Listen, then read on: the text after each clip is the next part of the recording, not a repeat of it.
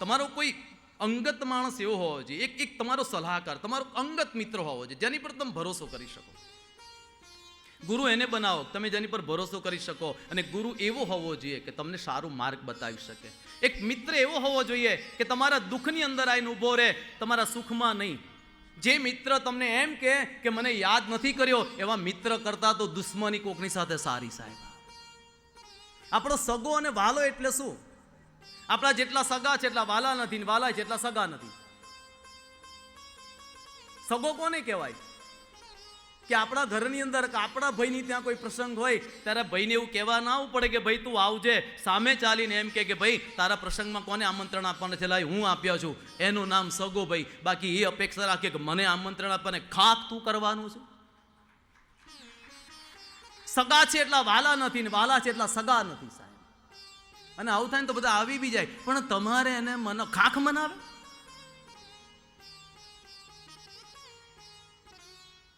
આવા સંબંધો શું કામના? અપેક્ષા વગરનું જીવન હોવું જોઈએ. મિત્ર એવો હોવો જોઈએ તમારા દુઃખના પડખાની અંદર આવીને ઉભો રહે, એનું નામ મિત્ર છે. હું મારા આશ્રમ પર કોઈની પાસે અપેક્ષા નથી રાખતો, કોઈની પાસે નહીં. મારા જીવન મેં હજુ બી દઉં, પહેલા દિવસે કીધું, હજુ કહી દઉં, આ વિશ્વની ભાઈ બહેનની જોડી બહુ નાની ઉંમરથી બહુ બધા એમાંથી પસાર થતી આવી છે. અને આજે અમે કોઈની અપેક્ષા નથી રાખતા, કોઈની નહીં. અમે બંને ભાઈ બહેનો નક્કી કર્યું તારાથી ચલાય એટલું ને મારાથી ચલાય એટલું જ ચાલવાનું છે. આપણથી થાય એટલી સેવા કરો. સાચી મિત્રની પરિભાષા તમારા દુઃખમાં આવીને ઉભો રહે. સાચો સગો એ છે કે તમારે કહેવું ના પડે. સાહેબ, દુઃખમાં તમારા પડખે ઉભો રહે. પછી આપણે એને મનાવવા જોઈએ તું આવી જ રે તારી ઘેર, ખોટો તને બોજ ઉભો કરવો. અત્યારે આ પ્રસંગો મને સમજાતું જ નથી. મારી સુરતમાં કથા હતી તે મેં કીધું કે સાહેબ તમારા પરિવારની પરિભાષા શું? What is meaning of the પરિવાર?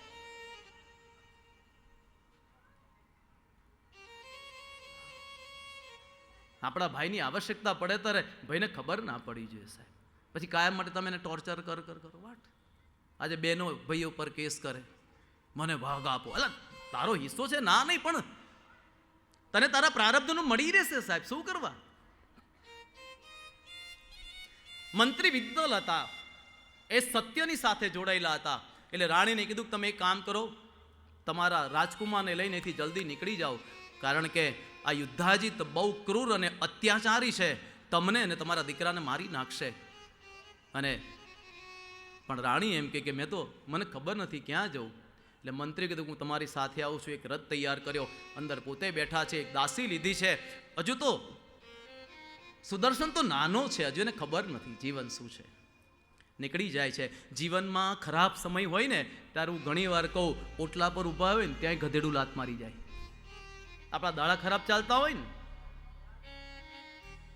રથ લઈને નીકળ્યા અને જંગલની અંદરથી એમને એમ છે કે કાશી થઈ અને મને ત્યાંથી રક્ષણ મળશે, પણ વચ્ચે લૂંટેરાએ બધું લૂંટી લીધું છે. સમય ખરાબ હોય ને ત્યારે શાંતિથી બેસી જવું.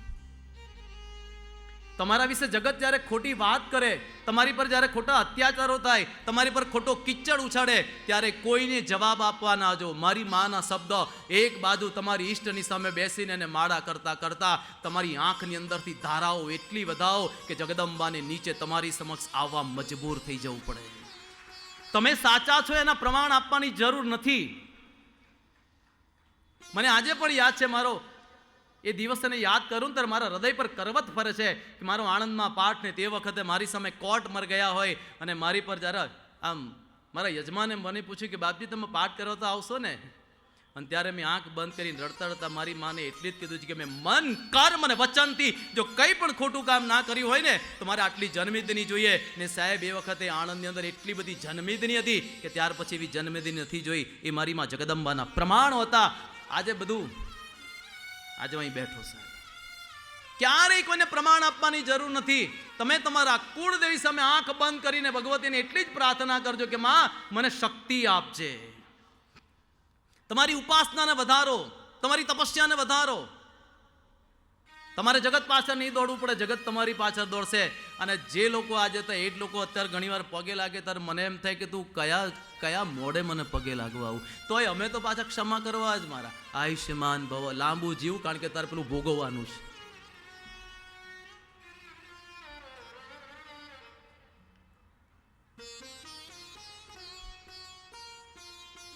આપણે મહાભારતની કથામાં પાંડવ અને કૌરવની કથામાં જોઈ, એમાં પાંડુ અને ધૃતરાષ્ટ્ર અંધ હતા. ધૃતરાષ્ટ્ર અંધ કેમ હતા? કર્મની વાતો આજે આવશે, થોડી કર્મની કથાઓ, એમાં થોડોક પ્રસંગ આપણે લઈશું ત્યારે.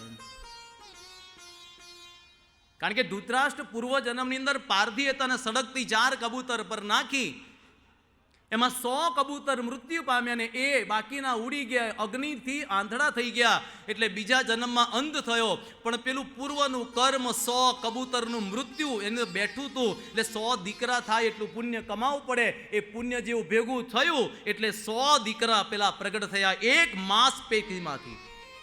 અને એ 100 દીકરા, ગાંધારીએ ભૂલ નથી કરી, ગાંધારીએ તો કર્મનો હિસાબ બાકી હતો એટલે કર્મએ એને ત્યાં મોકલી કે જા આ દુર્વાસા ઋષિ આશીર્વાદ આપી રહ્યા છે અને એ કપટથી લઈ લે. અને કપટથી સત્પુત્રવતી ભવના આશીર્વાદ તો લીધા, પણ પેલું પૂર્વનું કર્મ હતું ને, કર્મ કરવા મજબૂર ત્યાં સુધી ખેંચી ગયા. અને એ જ ઋષિએ એને શ્રાપ આપ્યો કે 100 દીકરાને ભલે તને મળી ગયા હોય પણ 100 દીકરાની ખાંડ તારે આપવી પડશે. એ 100 કબૂતરનું કર્મ બીજા જન્મમાં 100 દીકરા પેટે ચૂકવવું પડ્યું અને ચૂકવવું પડ્યું. સાહેબ તમે લોકો તાલી પડો જરાક વ્યસ્ત, બધા બાધા લીધી તાલી. તમે લોકો કેટલા ભાવથી કથા સાંભળો છો, એટલે મને એમ થાય કે આજે રાત્રે 2-3 તો વગાડી જ દેવા, જે થવું હોય થાય. તમને બેઠા બેઠા જમવાનું અપાઈ દઈશું, અડધી રોટલી ને 2 બટાકાનું શાક, બસ. એટલે જંગલમાં જાય છે, લૂંટાઈ જાય છે બધું. એક ઋષિના આશ્રમની અંદર જાય છે, ઋષિ એને રક્ષણ આપે છે. પણ ઋષિના આશ્રમમાં જાય છે ને, ઋષિની અંદર બધા ઋષિઓના નાના નાના દીકરાઓ જે હોય એ બધા યજ્ઞાદિ કાર્ય થતા હોય એટલે હોય. પણ વશિષ્ઠ ઋષિ એમના આશ્રમમાં, અને વશિષ્ઠ ઋષિએ કામ એવું સોંપેલું, મનોરમાને કીધું કે તું આશ્રમમાં રહે, તારે કોઈ ચિંતા કરવાની જરૂર નથી, તને યોગ્ય લાગે તો આ ઋષિ કુમારોનું જે યજ્ઞાદિ કાર્યમાં જે આપવાનું છે તું તમે એમને મદદ કરજે. આ દીકરો ધીમે ધીમે જે સુદર્શન હતો ને મોટો થવા લાગ્યો, એને ખબર નથી. એટલે બધા ઋષિકુમારો બીજા હતા ને એ એને ચીડવે, એ કલીબ. અને ખબર નથી કલીબ એટલે શું. ક્લીમ નહીં, કલીબ, નોટ ક્લીમ. કલીબનો અર્થ એ થાય કે જેનો પિતા નથી. અને તો એમ થઈ ગયું અને જ્ઞાન નથી, નાનપણમાં જ આવ્યો છે, એટલે એ પછી કલીબ. અને કલીબ સાહેબ મરા કરતા રામ થઈ ગયો, એમ કલીબ કરતા ક્લીમ થઈ ગયો. ને ભગવતી પ્રગટ થઈ હોય ને મા જગદંબા આમ પ્રગટ થઈ હોય અને યુવા અવસ્થા થઈ ગઈ હોય તે વખતે ને મા જગદંબા સ્વયં પ્રગટ થઈને એના માટે રથ, એના માટે આયુધો, આ બધું આપ્યું હોય સાહેબ એને. સાહેબ અને એ જ સુદર્શનમાં ભગવતીને પ્રાર્થના કરે છે, જન્મથી માત હું ફરું છું નો ધારો. આ સંસારીના સાથમાં સુખ નથી મેં જોયું, સુખ નથી મેં જોયું. નિયમ માયાની મોહજાળમાં જીવન એણે ખોયું, જીવન એણે ખોયું.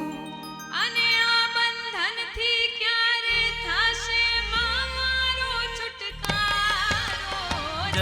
જન્મથી માત હું ભરું છું નો ધારો. અને દયા કરીને દીન દયાળી હાથ પકડજે મારો, હાથ પકડજે મારો. ભાવશે આપણે અહીં બે સંતો પણ પધાર્યા છે. બેસદડિયા હનુમાનજી મંદિરના મહારાજ સુખદેવજી ત્યાગી, એમને એકવાર તાળીના ગડગડાટ અભિવાદન કરીએ. એક થોડીક વાર 2 મિનિટ એક આપણું કરીને પછી એમનું સન્માન કરીએ. 2 મિનિટ. અને નવાપુરા મંદિરના પૂજારી દીક્ષિતાબેન એમને પણ તાળીના ગડગડે અભિવાદન. ઓકે, તો વાંધો નહીં. હા, આપણે એમનું સ્વાગત કરીએ, થોડુંક તાળીના ગડગડે અભિવાદન કરીશું. આવો.